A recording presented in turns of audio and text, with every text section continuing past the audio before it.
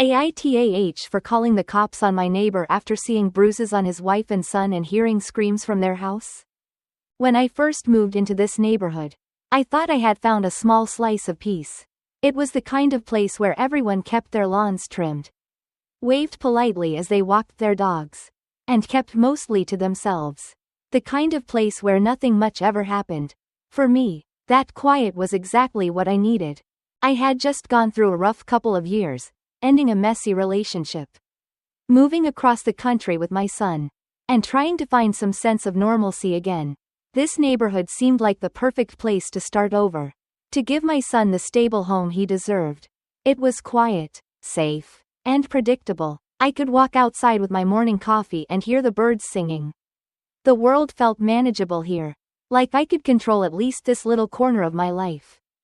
For the most part, I didn't talk much to the neighbors. I'd wave when I saw them, or exchange the occasional small talk with the retired couple across the street. That was the extent of my involvement in the neighborhood. I didn't want to get too close. Maybe it was because I was still healing from the past. Or maybe because I had learned that sometimes keeping your distance is easier than risking getting involved in other people's lives. Whatever the reason, I stayed in my bubble. But there was one house that always drew my attention, the house next door. It wasn't that there was anything particularly strange about it from the outside. It looked like all the others in the neighborhood. Neat lawn. A couple of bikes leaned against the garage. A well-kept garden. But something about it always felt off. The couple who lived there, Sarah and John, didn't seem like the kind of people you'd expect in a quiet place like this. Sarah was a shadow. Really, she rarely left the house. And when she did, she kept her head down, moving quickly as if she wanted to avoid being seen. She wasn't rude, just invisible. I hardly ever heard her speak. John, on the other hand, was the opposite. He was loud, not just in volume but in presence.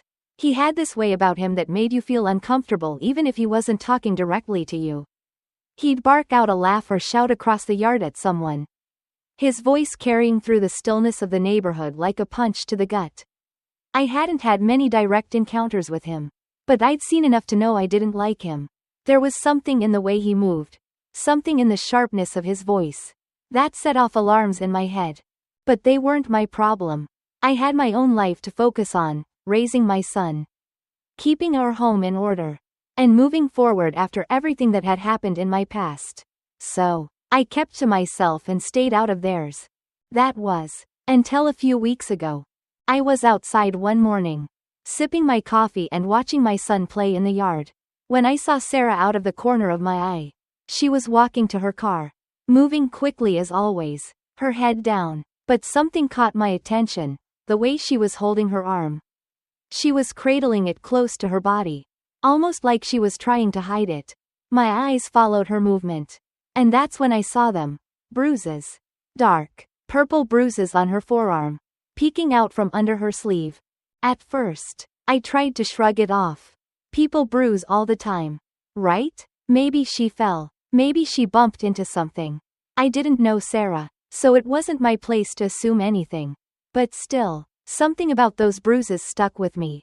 I couldn't shake the feeling that something wasn't right. I told myself to mind my own business. I had enough on my plate without worrying about someone else's life. But that uneasy feeling lingered. The next few days, I kept noticing little things. Sarah came outside less and less. When she did, she moved even more quickly, like she was trying to become invisible. I'd see her with her young son, who couldn't have been more than 6 or 7. He was a quiet boy, always sticking close to his mom, his eyes wide and watchful, like he was waiting for something bad to happen. And then, one day, I saw the same kind of bruises on him. They weren't big, just a couple of marks on the side of his face, near his temple, but they were enough to make my heart drop. I couldn't stop staring at him, trying to convince myself that it wasn't what it looked like. Maybe he fell, maybe he got into a fight at school. But the look on his face, the fear in his eyes, told a different story. He wasn't just scared, he was terrified. I tried to push the thought out of my mind. I didn't know these people. I didn't know their lives. It wasn't my place to interfere. But the more I saw, the harder it became to ignore. One night, I was sitting on my couch, flipping through channels on the TV, when I heard it, screaming. At first, I thought it was coming from the TV, some crime show or horror movie. But then I realized it was coming from outside. I muted the TV. And that's when I heard it clearly, shouting, crashing sounds, and then a voice, Sarah's voice, crying out, "Please stop." My heart started racing. I froze, listening to the chaos coming from next door. It was around 11 p.m. and the neighborhood was dead quiet, except for the sounds of what seemed like a full-blown fight happening next door. I could hear things being thrown, more shouting, and then the worst sound of all, their son crying, his voice high-pitched and frantic. For a few moments, I just sat there, paralyzed. What was I supposed to do? Was it just a fight? Or was it something more? Should I intervene? Should I call someone? My mind raced through all the possible scenarios, each one more terrifying than the last. And then I heard Sarah scream again, louder this time, and that was it. I couldn't just sit there anymore. I grabbed my phone and dialed 911. My hands shaking as I explained the situation to the operator. They assured me that someone would be there soon. And I hung up, my heart still pounding in my chest. 15 minutes later, I saw the flashing lights of the police cars outside. I stayed inside, watching from my window as the officers approached the house. They knocked on the door.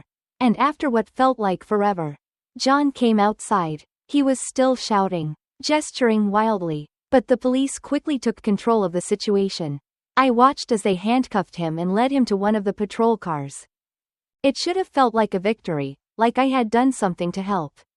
But as I stood there, watching the scene unfold, I didn't feel relief. I felt sick.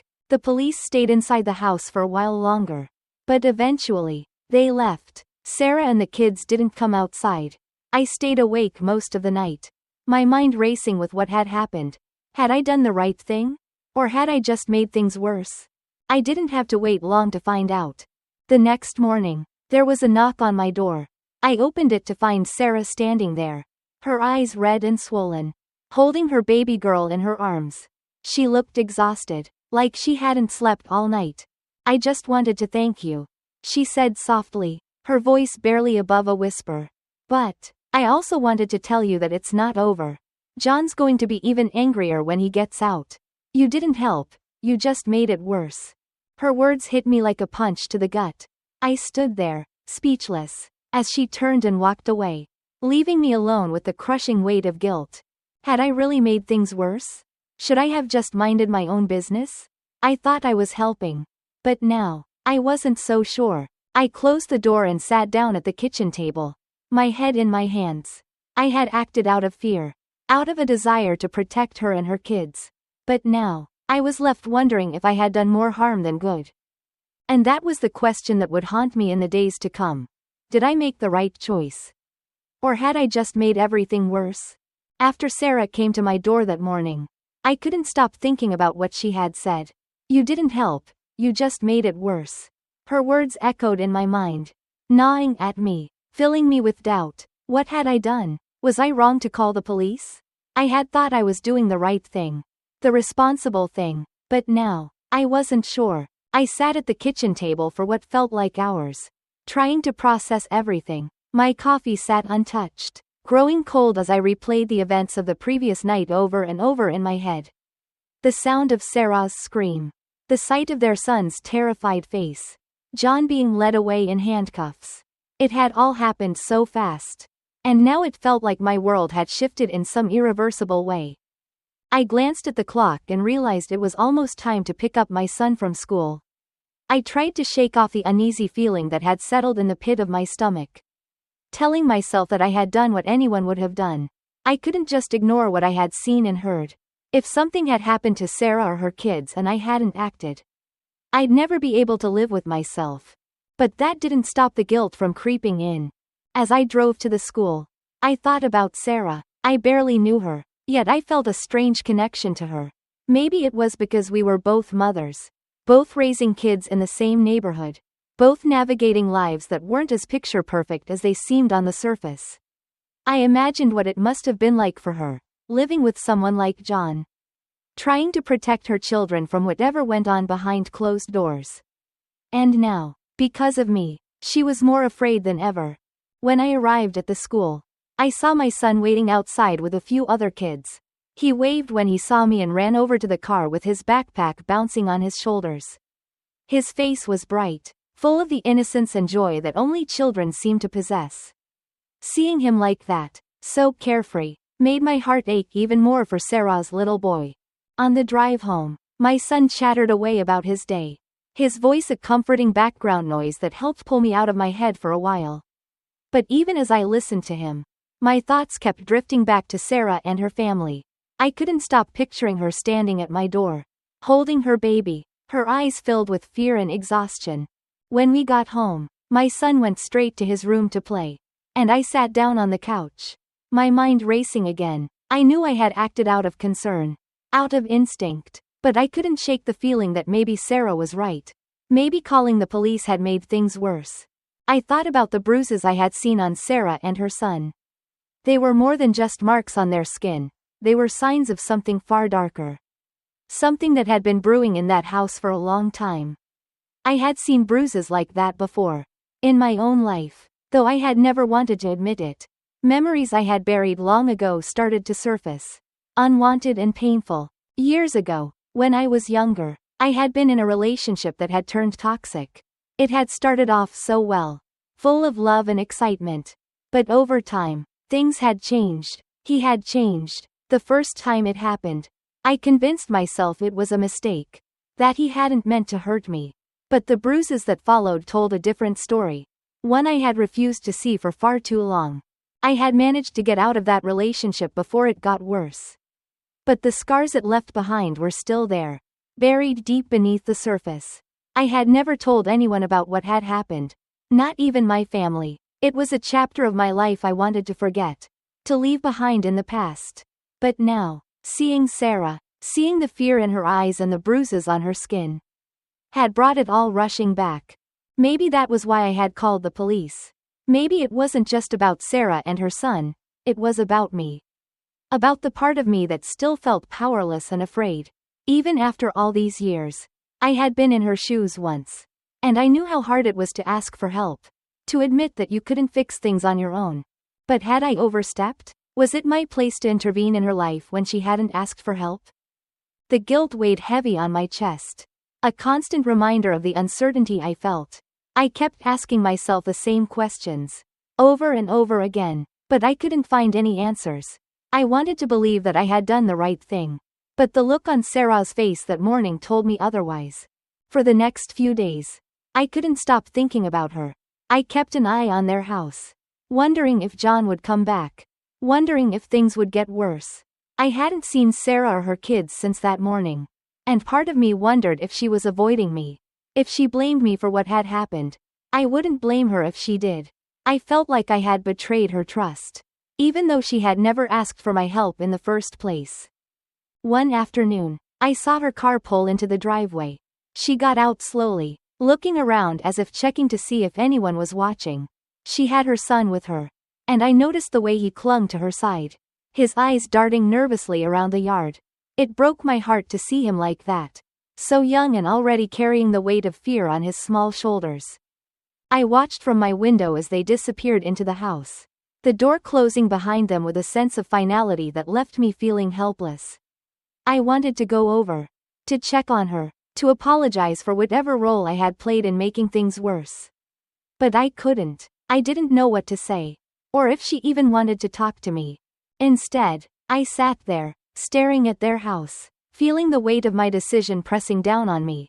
I had thought I was protecting her, but now it felt like I had only made her situation more dangerous. I couldn't stop wondering what John would do when he got out. Would he retaliate? Would he take his anger out on Sarah and the kids? The thought of it made my stomach turn. I had acted on instinct, on the belief that calling the police would help, that it would stop the violence. But what if it didn't? What if it only escalated things? I tried to distract myself by focusing on my son, on keeping our routine as normal as possible. We went to the park. We had movie nights. I helped him with his homework. But even in those quiet moments, The thought of Sarah and her son lingered in the back of my mind. One night, after my son had gone to bed, I sat in the living room, staring at the darkened windows of their house next door. The neighborhood was silent, the kind of silence that feels heavy, almost oppressive. I thought about all the times I had heard them argue, all the times I had seen Sarah rush into her car with her head down, trying to make herself small and invisible. I couldn't ignore it anymore. This wasn't just a one-time argument. This was a pattern, a cycle that had been going on for who knows how long. And now, I had inserted myself into that cycle, and I wasn't sure if I had done more harm than good. I had always believed that if you saw something wrong, you should step in, do something to help, but this situation wasn't as black and white as I had imagined. There were layers to it, complications I hadn't considered, and now I was left with the weight of my decision, unsure of whether I had made things better or if I had just added fuel to the fire. The next morning, as I was getting ready to take my son to school, I saw Sarah again. She was in the yard with her little boy, and for a moment, I considered going over to talk to her. But something held me back. The fear in her eyes, the way she glanced over her shoulder every few seconds, told me that she was still on edge, still living in fear of what might come next. As I drove my son to school, I tried to push the thoughts aside, to focus on the day ahead. But no matter how hard I tried, I couldn't escape the feeling that I had opened a door I couldn't close.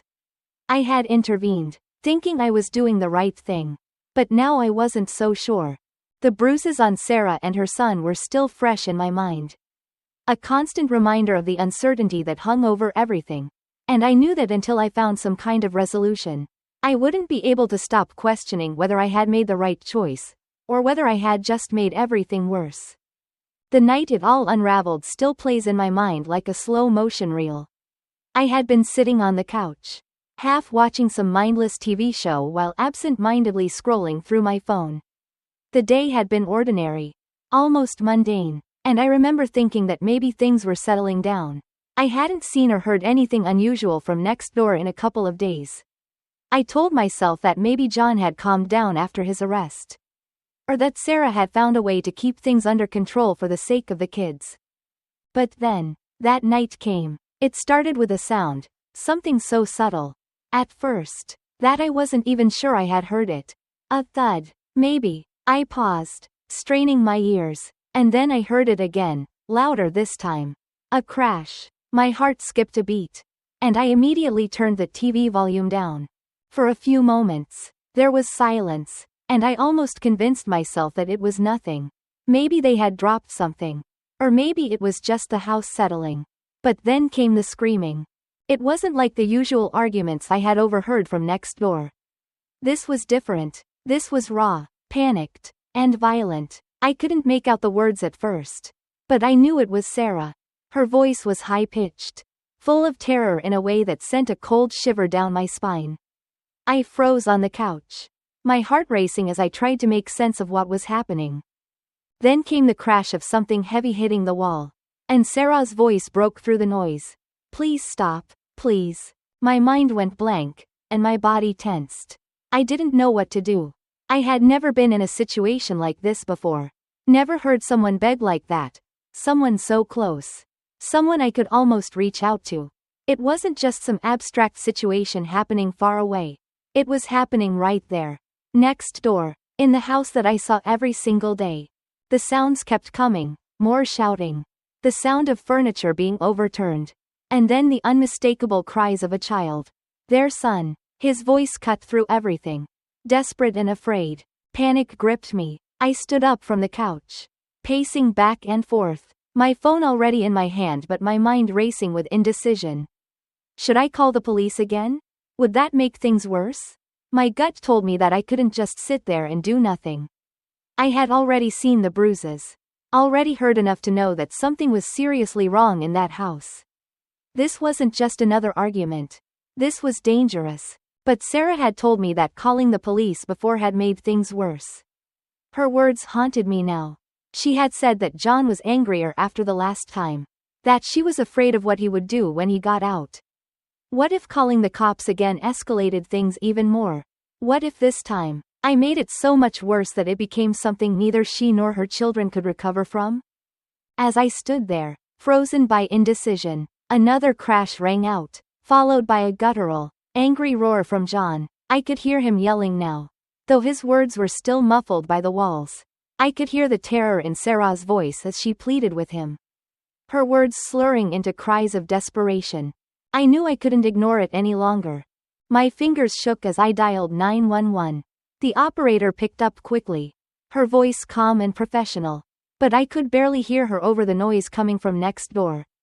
"There's a fight happening in the house next door to me," I stammered, my voice trembling. "It sounds really bad. Please, you have to send someone.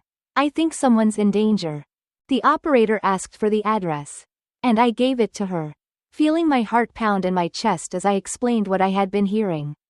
The whole time, I could still hear Sarah and John shouting, the sounds of chaos bleeding through the walls, making it hard to focus on the conversation. "We'll send officers right away," the operator assured me, her voice a lifeline in the midst of the storm. "Stay inside, and don't try to intervene. Help is on the way." I hung up the phone and stood there for a moment, staring at the screen. The weight of what I had just done settled over me like a blanket of dread. The last time I had called the cops, it had led to John's arrest. But according to Sarah, it had also led to more danger for her and her kids. And now, I had done it again. I had called the police. And I had no idea what the consequences would be this time. I moved to the window, careful to stay out of sight as I peered out into the street. The neighborhood was quiet, too quiet. It felt surreal that something so violent was happening just a few feet away, while the rest of the world carried on in its usual, peaceful rhythm. Minutes felt like hours as I waited, my heart thudding in my chest. The shouting from next door continued, and with each passing second, I felt the tension build inside me. What if the police didn't get here in time? What if something horrible happened before they arrived? Finally, I saw the flashing lights of the police cars rounding the corner. 2 patrol cars pulled up in front of the house, and the officers wasted no time getting out. I stayed hidden behind the curtain, watching as they approached the front door. They knocked loudly, their voices firm as they called out to whoever was inside. For a few moments, nothing happened. The house remained eerily still, the shouting and crashing having stopped just moments before the police arrived. My stomach churned with anxiety. What if John had done something terrible in those last moments? What if the silence was a sign that something had gone horribly wrong? Then, the door opened, and John stepped out, his face red with anger. He was shouting at the officers, his arms flailing as he gestured wildly. I couldn't make out what he was saying, but the rage in his body language was unmistakable. The police remained calm, standing their ground as they tried to talk him down. But John was relentless. His voice grew louder, his movements more erratic. One of the officers reached for his handcuffs, and in that instant, John lashed out. He swung his arm wildly, shoving one of the officers back. That was all it took. Within seconds, the officers had him restrained, pinning him to the ground as they cuffed his hands behind his back. He struggled, yelling obscenities, but it was no use. They had him under control. I watched in stunned silence as they hauled him to his feet and led him toward one of the patrol cars. He was still shouting, still thrashing, but the officers remained composed as they placed him in the back seat and closed the door. As they secured John in the car, another officer entered the house, and I saw Sarah appear in the doorway, clutching her son tightly. Her face was pale, her eyes wide with fear and exhaustion.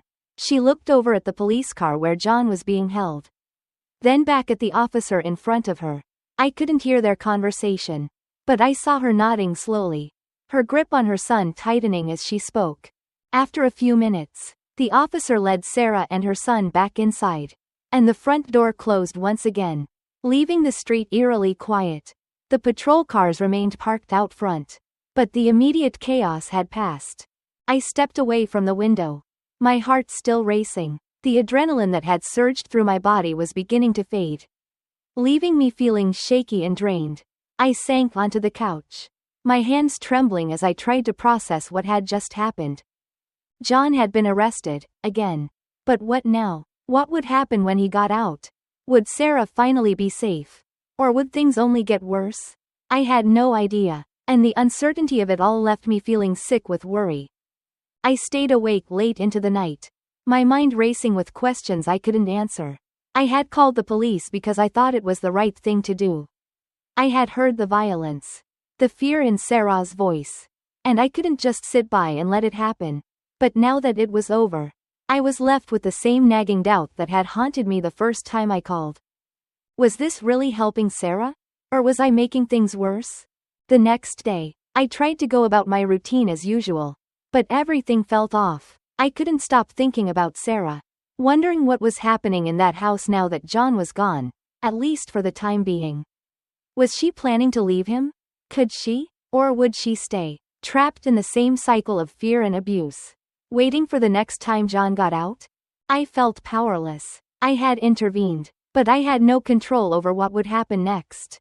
All I could do was wait and hope that this time, things would be different, that this time, maybe, Sarah and her children would finally be safe. But as the hours ticked by, the doubts only grew louder in my mind.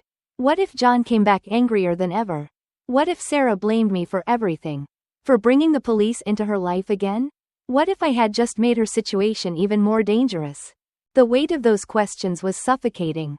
I had done what I thought was right, but the aftermath was far more complicated than I had anticipated. I was left sitting in the middle of my quiet, peaceful neighborhood, surrounded by the normalcy of everyday life, while next door, a family was living in chaos and fear. And I didn't know if I had helped, or if I had only made everything worse. The morning after John's arrest, the house next door was silent. It was the kind of quiet that pressed against my nerves, amplifying my worry. Normally, I would have welcomed the calm. It's what I moved here for, after all. But now, the stillness felt ominous, like the air had thickened with all the unspoken tension and fear that I couldn't shake off. I hadn't slept much the night before. Every time I closed my eyes, I replayed the events in my head. John's angry shouts, the sound of Sarah's pleas, the crash of furniture as things spiraled out of control. I could still hear their son's frightened sobs, even though the house next door was now quiet. And now that John was gone, at least for now, I couldn't stop thinking about Sarah and her kids. Were they okay? Would she be able to leave him this time?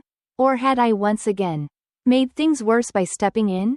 I was nursing a cup of coffee, trying to shake off the fog of sleeplessness, when I heard a knock at the door. My stomach clenched. I wasn't expecting anyone, and part of me knew who it was before I even opened the door. When I pulled it open, there she was, Sarah, standing on my doorstep, holding her baby girl in one arm and her son clinging tightly to her side. She looked even worse than the last time I'd seen her, her eyes bloodshot, her face pale, and her lips pressed together in a thin, shaky line. The exhaustion on her face wasn't just physical, it was emotional. The kind of weariness that comes from living in constant fear. My breath caught in my throat as I opened the door wider. Not sure what to say. I wasn't sure if she was here to thank me or to tell me off again. And the uncertainty gnawed at me. Sarah, I said softly, stepping aside to let her in. Though she didn't move, she stood there on the porch, not making any effort to cross the threshold. Instead, she just looked at me, her eyes red and puffy. Her son stood behind her, clutching the hem of her sweater with a grip so tight his knuckles were white. I don't know what to say to you, she began, her voice low and hoarse, as if she had spent the night crying. I don't know how to feel. I didn't interrupt her. I didn't want to. I just stood there, waiting, letting her take her time. Thank you, she said quietly, though the words sounded forced, like she wasn't entirely sure they were what she meant. I know you were just trying to help. Her eyes drifted away from mine, focusing on the ground as her voice wavered. But you made it worse. The air seemed to thicken between us, and I could feel the weight of those words land like a punch to the gut. I had feared she would say this, and now that she had, it hurt more than I expected. She glanced back up at me, her gaze full of something I couldn't quite read. Maybe it was fear, maybe it was anger, maybe it was both. When John gets out, she continued, her voice barely above a whisper, he's going to be furious. more furious than before. You don't know him. You don't know what he's capable of when he's like that. I opened my mouth to respond, but nothing came out. What could I say? She was right. I didn't know John. Not really. I only knew what I'd seen. What I'd heard through thin walls. The signs of danger I had picked up on. But I didn't know the full story of their life behind closed doors. And now, I realized I might have underestimated the complexity of her situation. I didn't want this, Sarah continued, her voice trembling. I didn't want anyone to call the cops. I told you that. I told you that last time. And you didn't listen. Her words were a knife, cutting through the thin layer of confidence I had been trying to cling to since the night before. The guilt washed over me in waves, each one more suffocating than the last. I had acted because I thought I was helping. But now, standing in front of Sarah and seeing the exhaustion in her eyes, I realized I had acted without fully understanding what she needed, or what she didn't need. I'm sorry, I said, my voice thick with the weight of the apology. I really thought I was doing the right thing. I didn't know what else to do when I heard you, when I heard him. Sarah shook her head, her lips trembling as she fought back tears. You don't understand. It's not that simple. When the police came, when they took him away, it just made him angrier. He's going to blame me. He's going to think I was the one who called them. She let out a shaky breath, and I saw her son press his face against her side, trying to disappear into the safety of his mother. My heart ached for him. For both of them. I couldn't imagine living in that kind of fear every single day. Knowing that the person who was supposed to love and protect you was the source of your terror. I don't know what to do, Sarah whispered, her voice breaking. I don't know how to get out of this. I felt my chest tighten as I realized the depth of her despair. She wasn't just trapped by John's anger, she was trapped by fear. By a system that often didn't provide the kind of support she needed. She was afraid of what he would do when he came back. And she was afraid that there was no way to escape him without putting herself and her children in even more danger. I'm so sorry, I repeated, my voice barely audible. I wasn't sure what else I could say. I wasn't sure if there was anything I could say that would make a difference. We stood there for a long moment. The silence between us thick with everything we didn't know how to express. I wanted to reach out, to offer her some kind of comfort. But I didn't know how. I had thought calling the police would be enough. That it would solve the problem. But now I saw how naive that belief had been. This wasn't a problem that could be fixed with one phone call. This was a problem so deeply rooted in fear and control that it would take more than a few police visits to make things right. Sarah finally looked up at me, her eyes hollow and tired. I don't know how much longer I can do this, she said softly, her voice so fragile it made my heart ache. I wanted to tell her that it would be okay. That there were ways out. That she didn't have to live like this. But I couldn't bring myself to lie to her. I couldn't promise her that everything would be fine. Because the truth was, I didn't know. I didn't know what would happen when John got out. I didn't know if she would be able to leave him. I didn't know if there were resources available to her. If there was a way for her and her kids to escape the nightmare they were living in. All I knew was that I had tried to help. And now, I was left feeling like I had only made things worse. I'll keep an eye out, I finally said, though the words felt weak and inadequate. If you ever need anything. If you need me to watch the kids or if you need somewhere to go, please. Just come over. I'm here. Sarah nodded, though it was clear she didn't believe that my offer could fix her situation. She gave me a small, sad smile, then turned and walked back down the steps. Her son still clinging to her as they disappeared down the street. I watched her go, feeling more helpless than ever.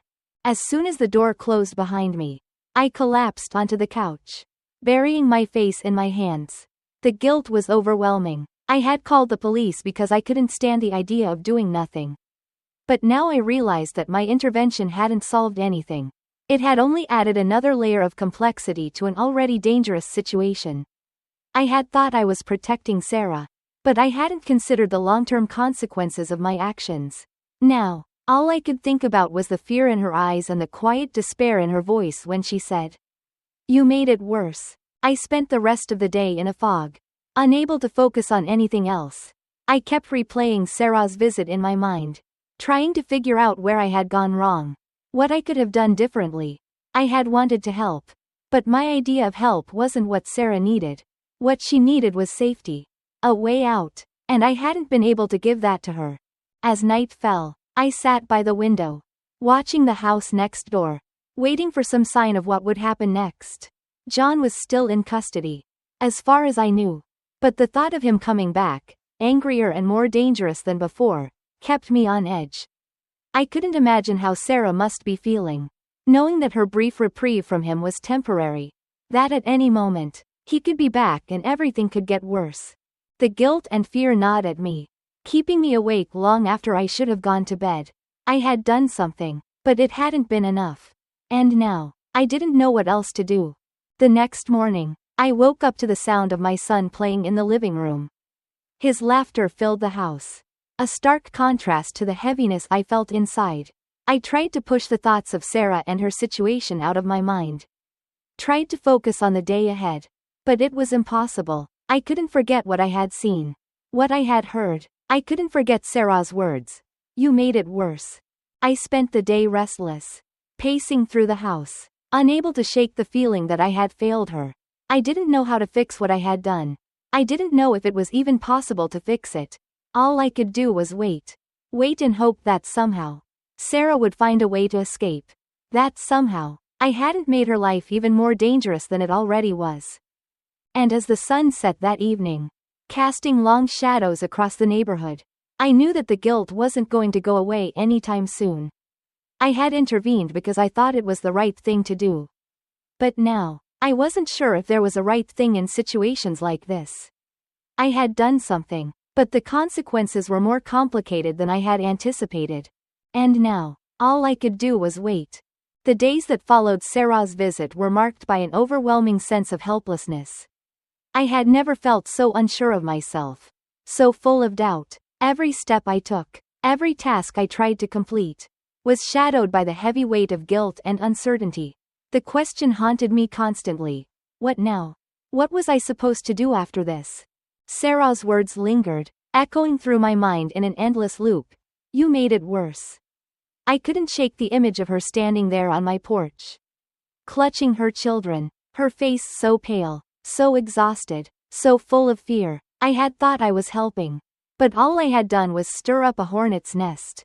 I'd called the police because it seemed like the only thing I could do. The only immediate action that felt right. And yet, I hadn't really considered what would happen after they left. What happens after the cops come and go? What happens to people like Sarah when the flashing lights fade and the legal system grinds its slow gears?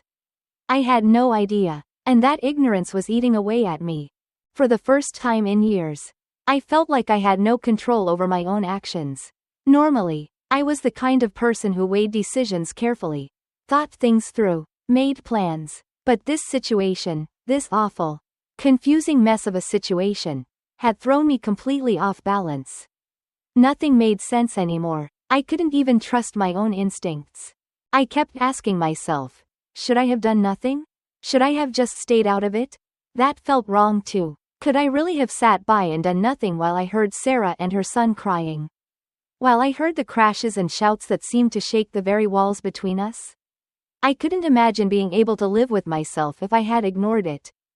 But I also couldn't live with this gnawing sense that I had somehow made things worse. For days, I tried to focus on my own life. I had a son to raise.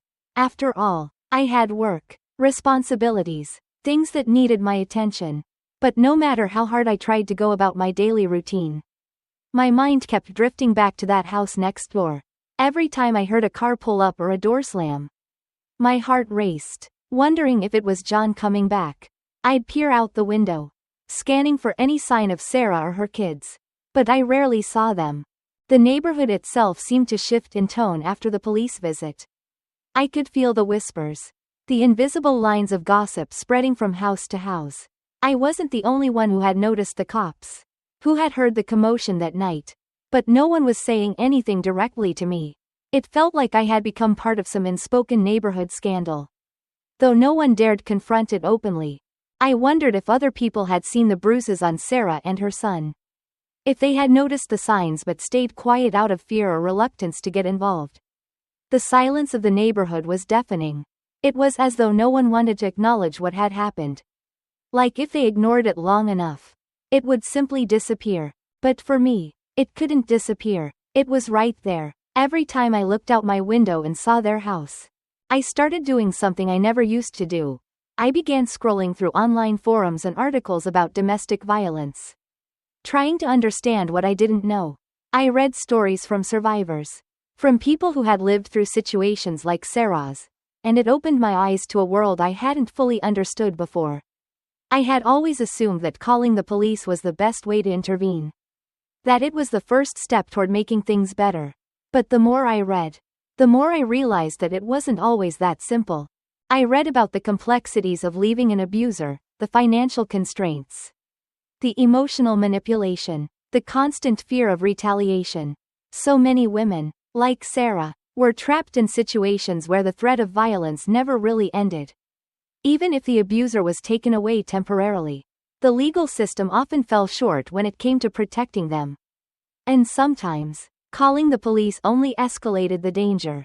I had been so naive, thinking that one phone call could solve the problem.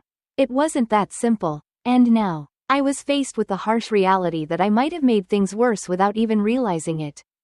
The more I learned, the more questions flooded my mind. Why hadn't Sarah left John? What was keeping her there? Was it fear, financial dependence, or something else? I didn't know the full extent of her situation, and that lack of understanding made me feel even more disconnected from the reality of what was happening next door. I tried to imagine what it must be like for Sarah, every day, living with that fear, knowing that John could come back at any moment. And when he did, things could get even worse. The thought of it made me sick. But it also made me feel powerless. What could I do now? I had already intervened. I had already made the call. And now, I was left standing on the outside, unsure of whether I had helped or hurt her. There was a small part of me that wanted to go over to Sarah's house, to knock on the door and apologize again. But I knew that wouldn't change anything. She didn't need more apologies from me. She needed real help. The kind of help I wasn't sure how to give. And maybe, after everything, she didn't want my help anymore. Maybe she was done with me. I thought about the kind of support systems that might exist for someone like Sarah. Was there a shelter she could go to? Were there services that could help her leave safely, with her children? And if so, did she know about them? Did she even have the resources to reach out? I considered calling a local domestic violence hotline, just to ask for advice, to see if there was anything more I could do. But every time I picked up the phone, my hand froze. What could I say? I wasn't her. I didn't know all the details of her life. And I didn't want to overstep again. I didn't want to make the same mistake twice, trying to help without fully understanding the consequences. But the thought of doing nothing was even worse. I couldn't just sit by and watch her suffer in silence. I had seen the bruises, heard the cries, and now that I knew more about what she might be going through, I couldn't unsee or unhear any of it. The guilt gnawed at me constantly, leaving me feeling restless and frustrated. I had always believed in doing the right thing, in helping people who needed it. But now, I wasn't sure what the right thing even looked like anymore. I started to wonder what other people would do in my situation. What would my friends say if I told them about what was happening? Would they think I was overreacting? Would they tell me to mind my own business? Or would they say I had done the right thing by calling the police in the first place? The problem was, no matter how many perspectives I considered, none of them brought me any closer to peace. There was no easy answer, no clear solution that would make everything better. The situation was messy, complicated, and heartbreaking, and there was no roadmap for how to navigate it. The days turned into a blur of sleepless nights and anxious thoughts. I couldn't shake the feeling that I had failed Sarah, that I had failed her kids. I kept waiting for some sign that things were getting better. But instead, all I saw was silence. The house next door remained quiet, its windows dark and uninviting, and the sense of dread only grew heavier with each passing day. I knew that I couldn't keep going like this, paralyzed by indecision and guilt. I had to figure out what to do next, even if that meant stepping back and letting Sarah make her own decisions. I couldn't control her life. I couldn't fix everything for her, no matter how much I wanted to. But I also couldn't ignore the situation anymore. I had crossed that line the moment I called the police. And now, I had to figure out how to live with the consequences of that decision. So, what now? I didn't have the answer yet. But I knew I had to keep searching for it. I couldn't go back to the way things were before, pretending not to see what was happening next door. But I also couldn't force Sarah to accept help she didn't ask for. All I could do was wait, watch, and be ready. Ready to act if she ever reached out. Ready to support her in whatever way she needed. And in the meantime, I had to find a way to forgive myself for not having all the answers. Because the truth was, in situations like this, there are no easy answers. In the days following John's arrest, I started to notice subtle changes in the neighborhood. It wasn't immediate, but gradually, the sense of normalcy that had once blanketed the streets began to fray around the edges. People seemed to avoid eye contact more than usual, and the typical greetings between neighbors grew shorter, more perfunctory. It was as if everyone knew something had happened but didn't want to talk about it. I couldn't help but feel like I was at the center of a growing storm of silent judgment. I wasn't paranoid, but I knew how things worked in neighborhoods like ours. News of police cars in front of someone's house travels fast, even without a single word spoken. And while no one had come out and said anything directly to me, I could feel the weight of their curiosity and disapproval. At first, I tried to ignore it. I figured people would lose interest quickly and move on to something else. But every time I stepped out of the house, whether to check the mail or take my son to school, I caught glimpses of it. The older woman across the street, who used to wave enthusiastically when she saw me, now barely nodded as she hurried inside. The couple who lived 2 houses down, usually friendly enough to stop and chat, now seemed to find excuses to stay busy whenever I passed by. It didn't take long for me to realize that they were avoiding me. And while no one said it out loud, I knew why. I was the one who had called the police. I was the one who had gotten involved. And in a place where people prided themselves on minding their own business. That kind of involvement was seen as a betrayal of the unwritten rules of neighborly conduct. The guilt that had already been eating away at me only deepened as I sensed the neighborhood's cold shoulder. I had always been the kind of person who tried to stay out of people's way, to avoid drama and confrontation. Now, it felt like I had unwittingly stirred up something I couldn't control. And I wasn't sure how to navigate the fallout. One afternoon, about a week after the incident, I decided to take my son to the park. It was a sunny day, the kind of day that should have lifted my spirits. But as we walked down the street, I couldn't shake the feeling that eyes were on me. I caught a glimpse of my neighbor, Mr. Daniels, standing in his driveway, tinkering with his car. He didn't look up when we passed, but I knew he had seen us. He had always been friendly before, offering a quick smile or a wave whenever we crossed paths. Today, he remained focused on the engine, his back to us. I tried to push the thoughts out of my mind, focusing instead on my son, who was skipping along beside me, blissfully unaware of the undercurrent of tension in the air. But no matter how hard I tried, the feeling of isolation gnawed at me. I had done what I thought was right, but now I was being treated like I had broken some kind of unspoken code. As we reached the park, I spotted a group of parents sitting on a bench, watching their kids play on the playground. Normally, I would have gone over to say hello, maybe even strike up a conversation. But today, I hesitated. I wasn't sure how they would react to me, and the last thing I wanted was to feel that awkward tension again. So instead, I hung back, sitting on a bench at the far edge of the playground, watching my son play from a distance. It was lonely, this new reality I had found myself in. I had always thought of this neighborhood as a place of quiet comfort. A place where I could raise my son without worrying about the chaos of the outside world. But now, it felt like the neighborhood was closing in on me, its silence a constant reminder of my actions. I had expected some kind of reaction to the police visit, but I hadn't anticipated this coldness.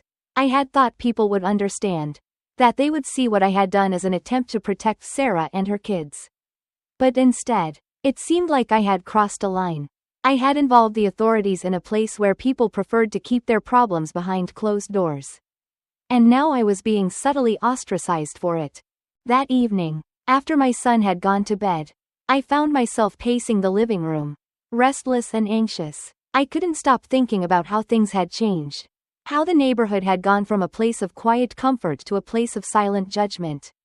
It wasn't just about what had happened with Sarah and John. It was about how my decision to get involved had altered my place in this community.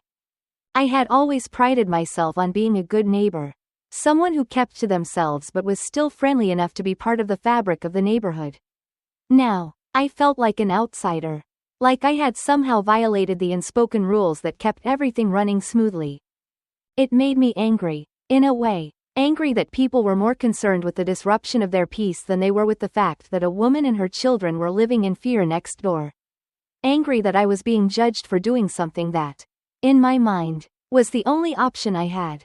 But that anger was tempered by the guilt I still felt for possibly making things worse for Sarah. A few days later, I bumped into one of the neighbors, Mrs. Jenkins, at the grocery store. She was an older woman, always polite and quick to exchange pleasantries. As we stood in the produce section, picking out apples, I caught her eye. For a moment, I thought she was going to ignore me, like so many others had been doing lately. But instead, she offered a tight smile. "Hi," she said, her voice neutral, almost too neutral. "How are you?" "I'm okay," I replied, trying to sound casual, though my heart was racing. "How about you?" She nodded, her eyes flicking away from mine as she reached for a bag of carrots. "I'm fine." There was an awkward pause, and I could feel the tension between us, hanging in the air like a thick cloud. I wanted to say something, to break through the wall that had gone up between me and the rest of the neighborhood. But I didn't know how. I didn't know if there was anything I could say that would make a difference. Mrs. Jenkins glanced around, as if making sure no one else was listening, and then leaned in slightly, her voice dropping to a whisper. "I heard about what happened, with the police." My stomach tightened, and I nodded, unsure of how to respond. She looked at me, her expression unreadable. "You know, sometimes it's best to let people handle their own problems." Her words stung, even though she had said them with an air of concern, as if she was offering me some kind of well-meaning advice. I felt the weight of her judgment, the implication that I had overstepped, that I should have stayed out of it. I swallowed the lump in my throat, forcing myself to keep my voice steady. I couldn't just ignore it. I heard what was happening, and I couldn't let it go. Mrs. Jenkins sighed, her shoulders sagging slightly. "I understand that, but you know how things are around here. People don't like it when there's trouble.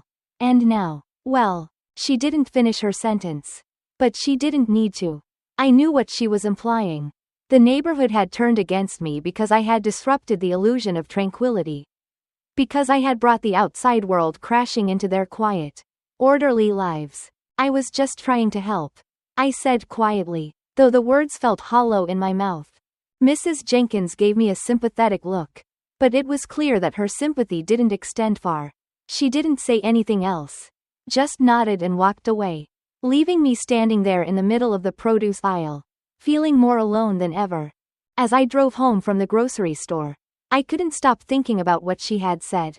People don't like it when there's trouble.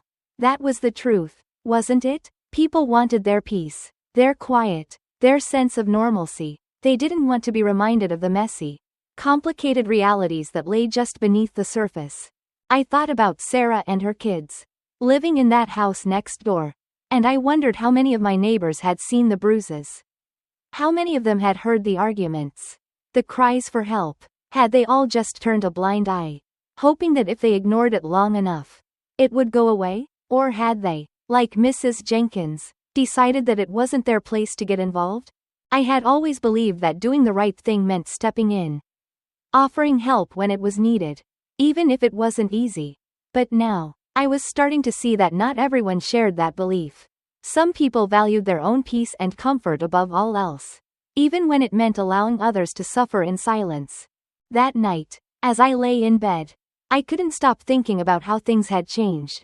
I had always thought of myself as part of this neighborhood, part of this community, but now, I wasn't so sure. I had tried to help, and in doing so, I had isolated myself. I had crossed an invisible line, and now, there was no going back. The worst part was, I still didn't know if I had actually helped Sarah at all. And that uncertainty was the heaviest burden of all. Days turned into weeks, and the unsettling quiet from next door remained. There were no signs of John returning, and I hadn't seen Sarah or her children outside in what felt like forever. Every morning when I stepped outside to get the paper or take my son to school, I'd glance at their house, half expecting to see something, anything, that would give me a clue about how they were doing. But nothing changed. The silence lingered, heavy and suffocating, and with it, my uncertainty grew. I found myself questioning the decision to call the police over and over again. Every time I passed by a neighbor who avoided eye contact. Every time I saw someone hesitate before giving me a polite nod or a tight smile. I wondered, did I make the right choice? Should I have called? Was there something else I could have done that wouldn't have left me feeling like this? Guilty. Isolated. And unsure? I had been so certain in the moment. So convinced that I was doing the right thing. When I heard Sarah screaming. When I heard the sounds of violence coming from that house. It had felt like a moral imperative to act. I couldn't have lived with myself if something terrible had happened and I had done nothing. But now, as the dust settled and the reality of the situation set in, I wasn't so sure. I spent hours on the internet, reading stories from people in similar situations, hoping to find some kind of validation or understanding. I scoured forums, read articles about domestic violence and the complications that arise when outsiders get involved. And the more I read, the more I realized that my decision wasn't as black and white as I had thought. One evening, after putting my son to bed, I found myself sitting at the kitchen table, staring at my phone. I had been debating whether to call a domestic violence hotline for days, wanting to ask for advice, to hear from someone who understood the complexities of what Sarah might be going through. But each time I picked up the phone, my hand hesitated. I wasn't sure what I was even looking for, answers, maybe, or reassurance that I hadn't made a huge mistake. Finally, I took a deep breath and dialed the number. My heart raced as I listened to the phone ring, my stomach churning with a mix of anxiety and dread. After a few rings, a calm, kind voice answered on the other end. "Thank you for calling. How can I help you today?" I swallowed hard, trying to steady my voice. "Hi, I'm not really sure how to start. I'm not calling for myself. It's about my neighbor." The person on the other end waited patiently as I stumbled through my words, explaining the situation in broad strokes. I told them about Sarah, the bruises, the arguments I had overheard, and the night I had called the police. I tried to convey the guilt I felt, the uncertainty that had been gnawing at me ever since. When I finished, there was a pause. I could hear the sound of typing on the other end, and I imagined the person taking notes or gathering their thoughts before responding. "I hear you," the voice finally said, "and I understand why you're feeling this way. It sounds like you acted out of genuine concern.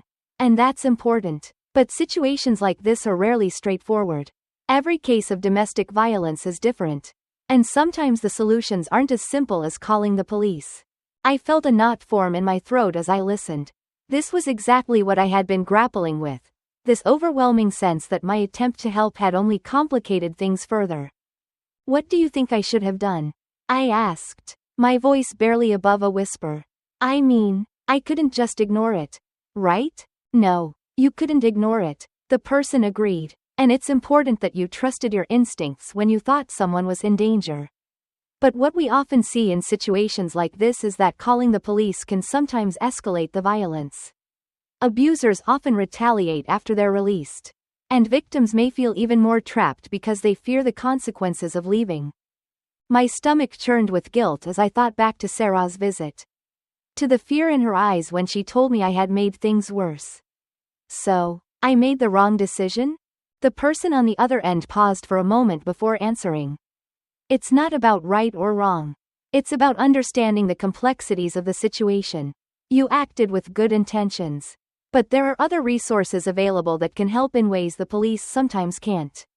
Domestic violence hotlines, shelters, legal advocates. These are all options that can offer victims support and guidance on how to leave safely.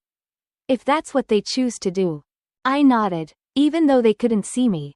"I just don't know if she's ready to leave. She seemed so scared. Leaving an abusive relationship is incredibly difficult. And it's not always something that can happen immediately. The voice said gently, "What's important is that she knows there are people who can help her when she's ready. And that she has a support system in place. Even if she doesn't feel ready to take that step yet." I felt tears welling up in my eyes. But I blinked them away. I want to help her. I just don't know how. "You've already taken a big step by showing her that you care." The voice reassured me. "But now, it's about giving her the space to make her own decisions. You can offer her information. Let her know that there are resources available. But ultimately, it has to be her choice." We talked for a little while longer. And they gave me the names of a few local organizations that specialized in helping victims of domestic violence. I jotted them down, feeling a small sense of relief that there were options. Places Sarah could turn to if she ever decided to leave. After I hung up the phone, I sat in silence for a long time. My thoughts swirling. The conversation had helped. In a way, it had given me a clearer understanding of the situation and reminded me that I wasn't completely powerless. But it had also reinforced something I hadn't wanted to fully admit. There was only so much I could do. At the end of the day, it was Sarah's life, Sarah's decision, and all I could offer was support and information.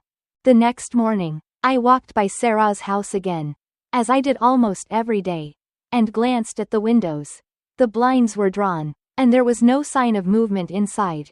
The quiet still felt oppressive, a reminder of everything I didn't know. Was she okay? Was she planning to leave? Or was she just waiting, living in fear, until John came back? I thought about the conversation I had with the hotline, about how calling the police might have made things worse. And the guilt flared up again. But this time, there was something else alongside it, a sense of clarity. I hadn't been wrong to act. But I hadn't fully understood the situation either. And now that I did, I had a responsibility to be more thoughtful in how I approached it.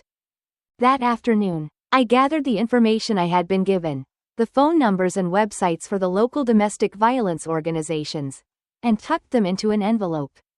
I hesitated for a long time, unsure of how Sarah would react if I left them on her doorstep. Would she be offended? Would she feel pressured? Or would she appreciate knowing that there were options available to her? In the end, I decided that it was better for her to have the information than not. If she didn't want it, she could throw it away. But at least she would know that there were people out there who could help her. People who specialized in situations like hers. That evening, I waited until it was nearly dark. I didn't want Sarah to feel like I was watching her or forcing the issue.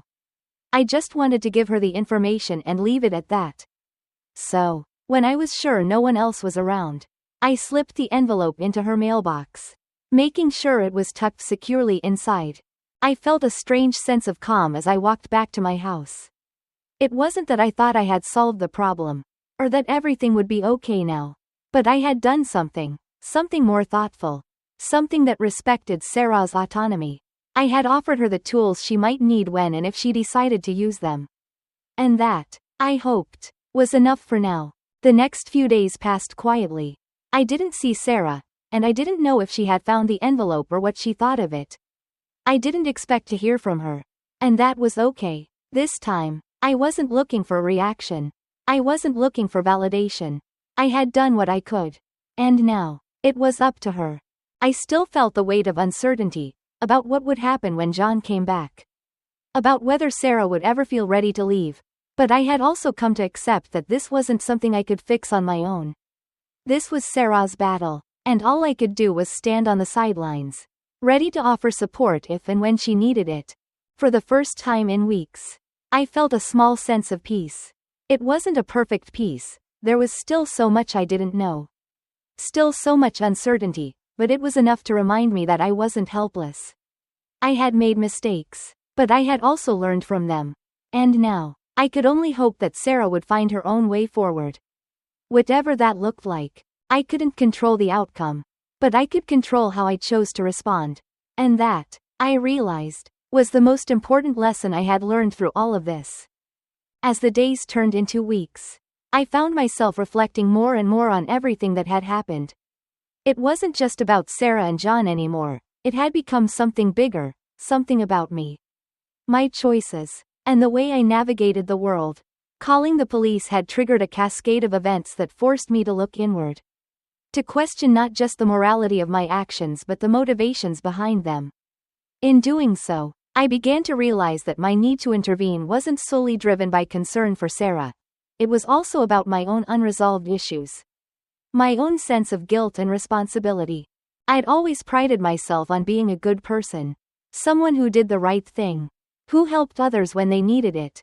But in the aftermath of what happened, I was forced to confront the fact that sometimes doing the right thing isn't as simple as it seems. Sometimes, in our rush to act, we overlook the complexity of the situation, the layers of pain and fear that others are living with. And sometimes, our good intentions can cause harm, even when we mean well. This wasn't an easy truth to accept. But the more I thought about it, the more I realized how much I had grown from this experience.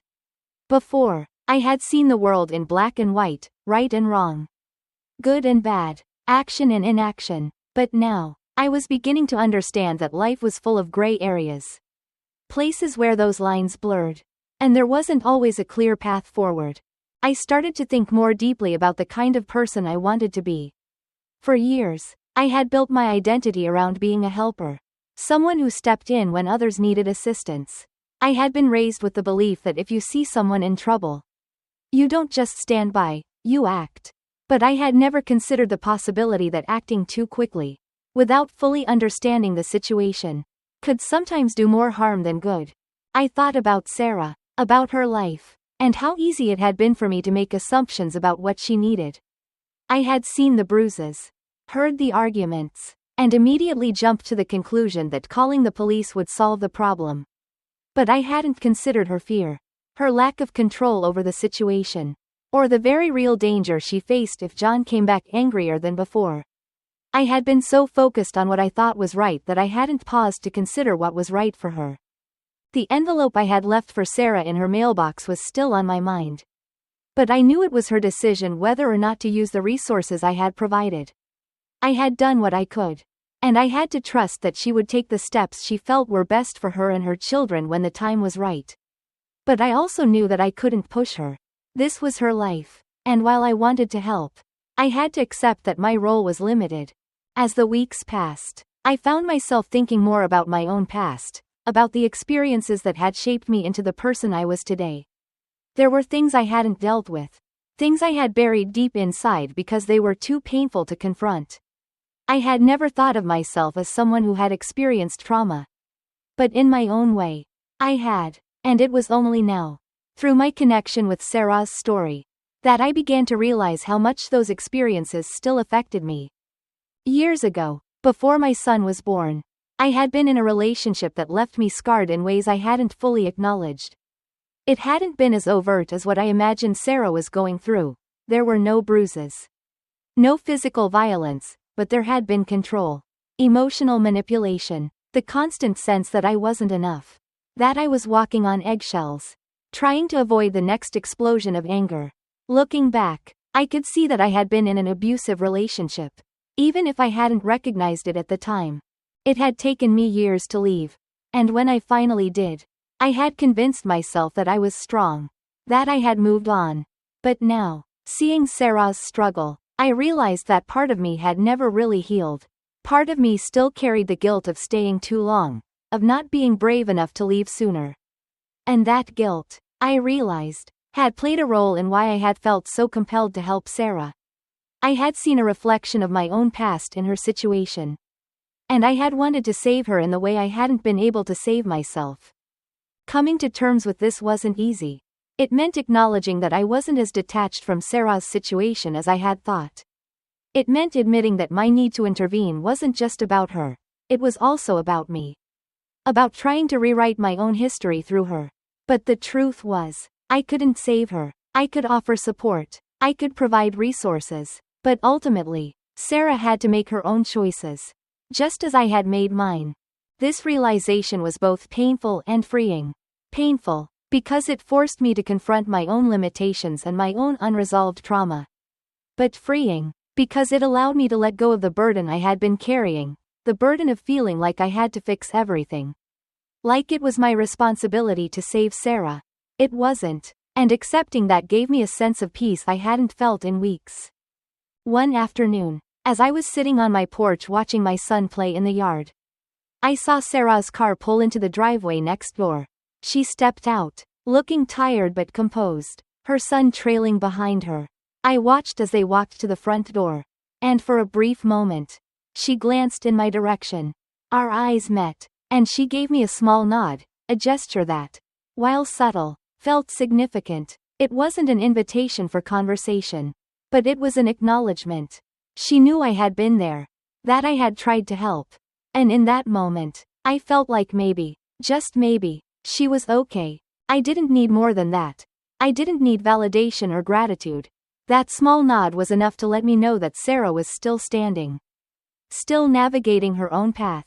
And that was all I could hope for.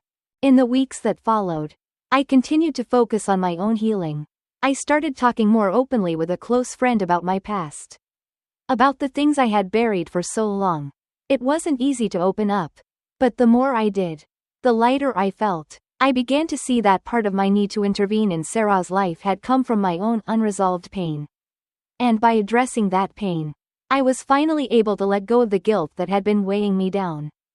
I also started volunteering at a local women's shelter, wanting to find a way to channel my desire to help into something constructive. The work was hard, and there were days when the stories I heard weighed heavily on me. But it was also fulfilling in a way that felt different from my involvement with Sarah. It wasn't about fixing anyone's life or solving their problems. It was about offering support, being there when they were ready, and respecting their autonomy. It was a lesson I had learned the hard way, but one that had made me stronger. Over time, I found myself thinking less and less about what had happened with Sarah and John. It wasn't that I didn't care anymore, but I had come to accept that their story wasn't mine to control. I had done what I could, and now it was time to let go, to trust that Sarah would make the decisions that were best for her and her children. One evening, as I was tucking my son into bed, he looked up at me with his big, innocent eyes and asked, "Mom, why don't we see the people next door anymore?" His question caught me off guard, but I smiled softly and brushed a strand of hair from his forehead. "They're just going through some things, sweetie, but everything's going to be okay."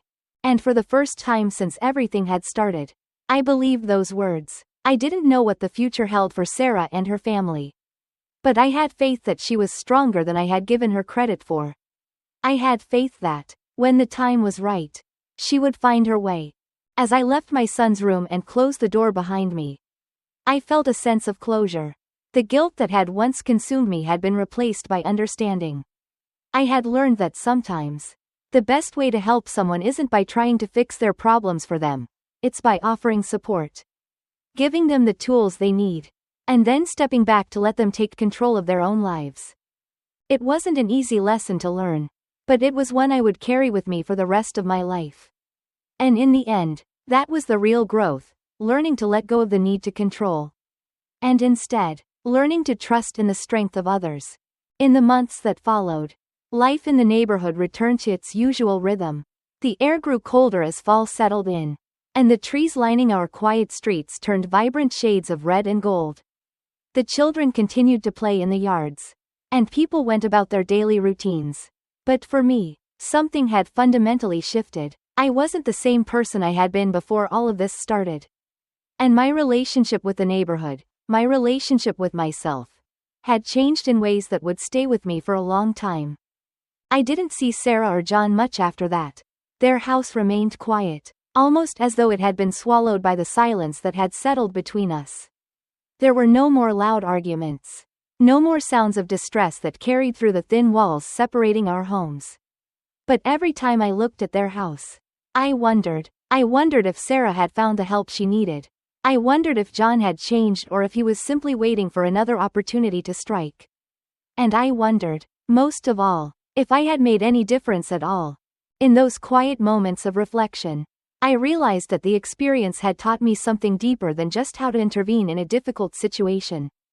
It had taught me what it truly means to be a neighbor.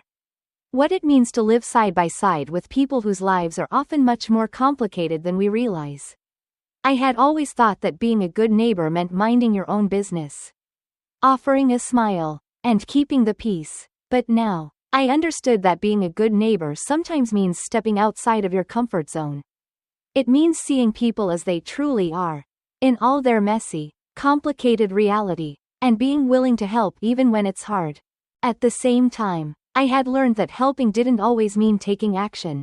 Sometimes, being a good neighbor means listening, observing, and offering support when the person is ready to accept it. It means understanding that everyone has their own timeline, their own path, and that it's not our job to push them in a direction they're not ready to go.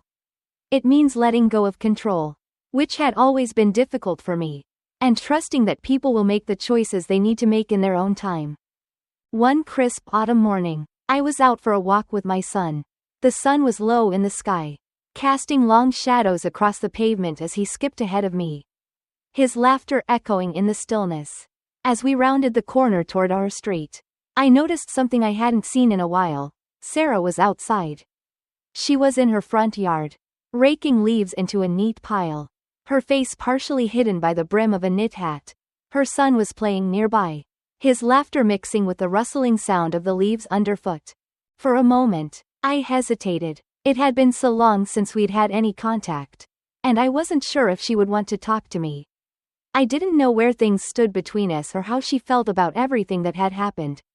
But as I stood there, watching her quietly go about her day, I decided to take a step forward. "Hey, Sarah," I called softly, hoping not to startle her. She looked up, her expression unreadable at first. And then she gave me a small, tentative smile. It was the first time I had seen her smile in months, and it felt like a weight had lifted from my chest. "Hi," she replied, her voice gentle but steady. I walked closer, my son still running around happily, unaware of the significance of the moment.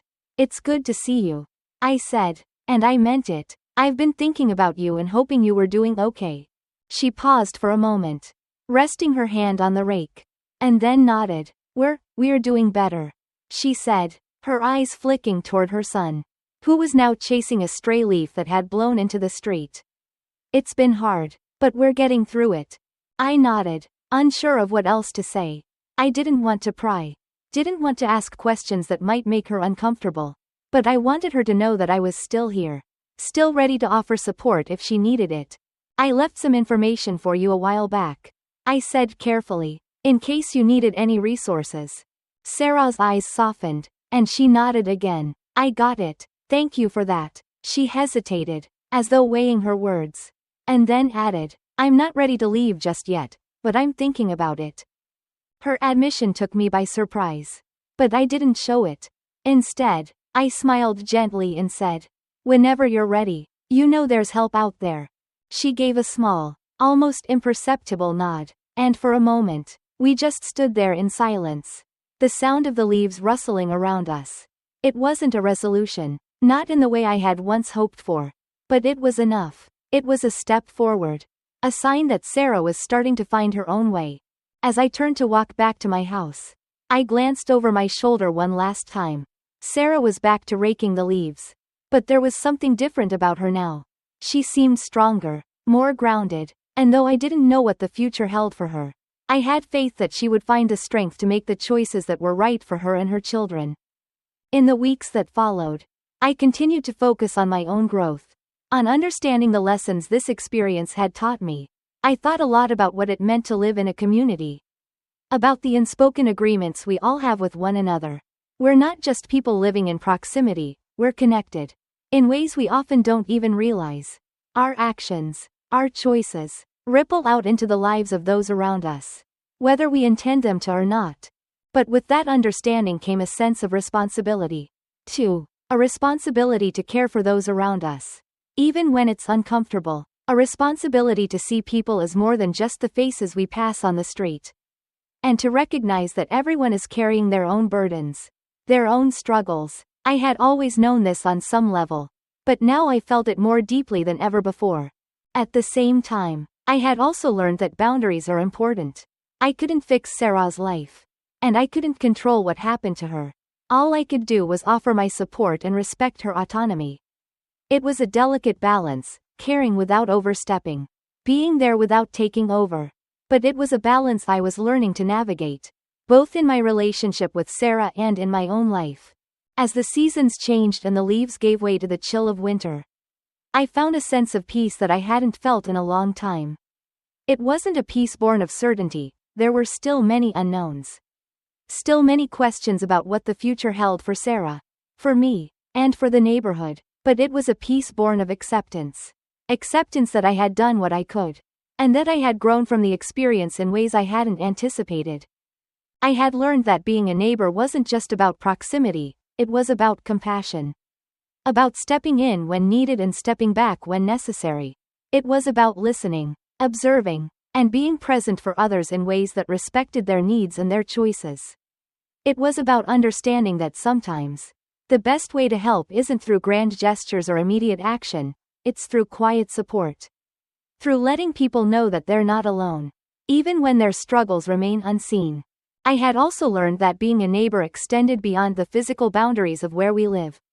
It was a lesson I carried into my other relationships, being present, offering support, and trusting in the strength of those I cared about. I no longer felt the need to control every outcome, to fix every problem. I had learned to let go of that burden, to trust that sometimes the best thing I could do was simply to be there, ready to help when called upon, but willing to step back and let others take the lead in their own lives. As I sat on my porch one evening, wrapped in a warm blanket and sipping a cup of tea, I looked out over the neighborhood and smiled.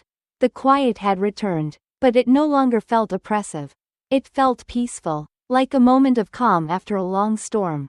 I had found my place in this community, not as a hero or a savior, but as a neighbor, someone who cared, who listened, and who understood that sometimes, the most important thing you can offer is your presence. In the end, that's what being a neighbor really means. It's about showing up, in whatever way you can, and trusting that those small acts of kindness and understanding will ripple out in ways you may never fully see or understand. And that, I realized, was enough.